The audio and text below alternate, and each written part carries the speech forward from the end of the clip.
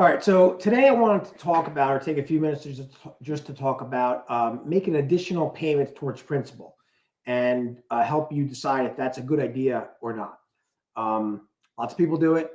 And sometimes I've talked to people where it's not really, in my opinion anyway, not the best thing to do. For me, it's important that all of my clients borrow smart.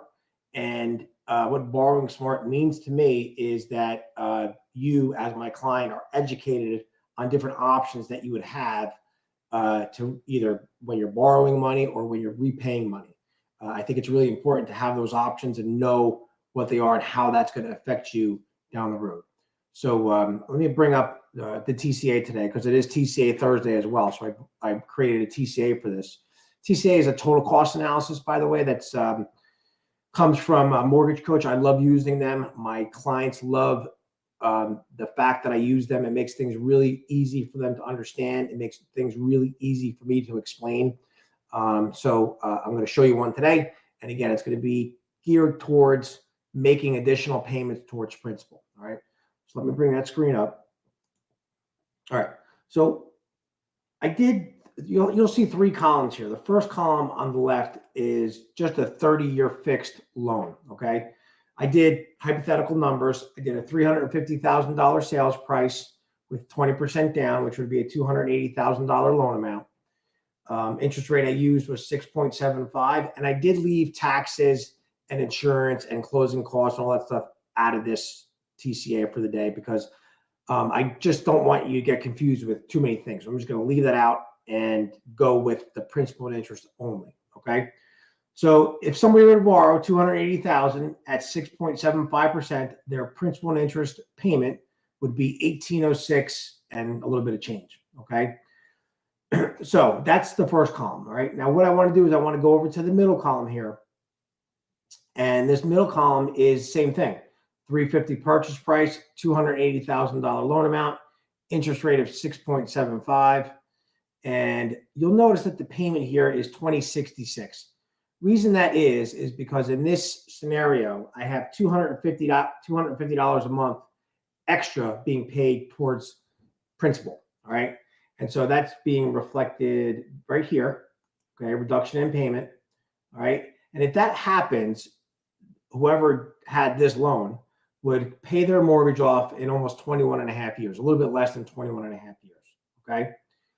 Now, the third column I want to show you is the same thing as the first two columns, but same interest rate, same loan amount, same monthly payment. However, instead of making the $250 a month payment toward principal, which is essentially putting it inside your house, right?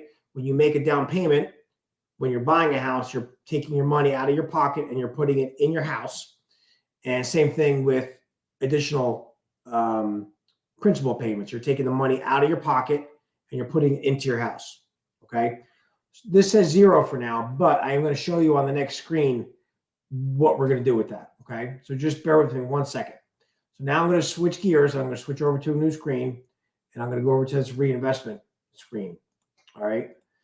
So now in this middle column, again, you have $250 a month extra at the end of the month. You're wondering what to do with it.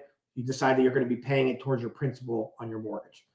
That's what you do. And that results in you paying off your mortgage in about 21 and a half years, a little less than 21 and a half years. Okay. So you have no mortgage. You're done.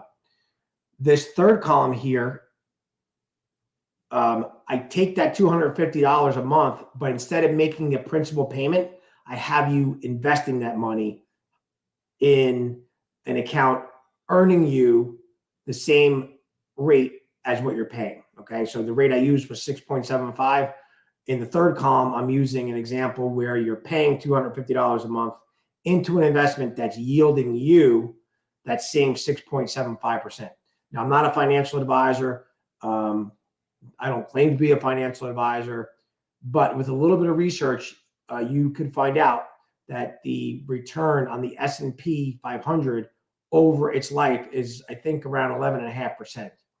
So now Fidelity, Vanguard, probably any place like that has index funds that you can invest in that mirror the return of that S&P. I know Fidelity has one. It's called FZROX. And again, it's very closely mirrors the return of the S&P, all right, which is closer to 11% or 12 rather. So in this case, I use 6.75%, all right? Now, if you're saving $250 a month for 21 and a half years every month, at the end of that 21 and a half years, you'll have $144,494 in your account, right? That's liquid. You could use that should you need it for anything over the years as you're saving it. If you put that money into your house, you can't necessarily use it as easily, because in order for you to be able to access that equity, you either have to borrow against your house or you have to sell your house, okay? So now you'll have $144,000 after 21 and a half years of saving $250 a month at 6.75%. What's interesting to me is if you were to look, where did I see that? Maybe that was on the first page again. So let's go back to that first page. If you were to look, where was it? I don't know where it was, but I'll find it in a second. But what's interesting to me is that after that 21 years, if you wanted to use that $144,000 to pay your mortgage off, you could, because the balance on your mortgage would be around $140,000. I don't know where it went, but I saw it a second ago. So just by saving it in an investment account and not putting it into your house, not putting it into your mortgage payment, gives you the flexibility. Let me stop sharing. That gives you the flexibility of being able to pay your mortgage off in the same amount of time, should you want to, or you can use it for other things, either over the years or at that time. So hopefully that was helpful for you. I'm sorry that I can't seem to find where that balance is. I saw it a second ago, and I just can't find it now. Let's see if I go here again.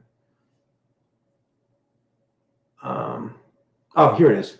Loan balance after 21 years. So the loan balance, this is the 30-year if you were to make no additional payments. It would be the same here, right? So the balance would be after 21 years, $140,000. If you were to save it on the side, you'd have $145,000. So again, after 21 and a half years, you would be able to pay this in full should you choose to, or 21 years from now, you might have something else you want to do with this money, all right? So again, borrowing smart is not necessarily, hey, do this type of thing.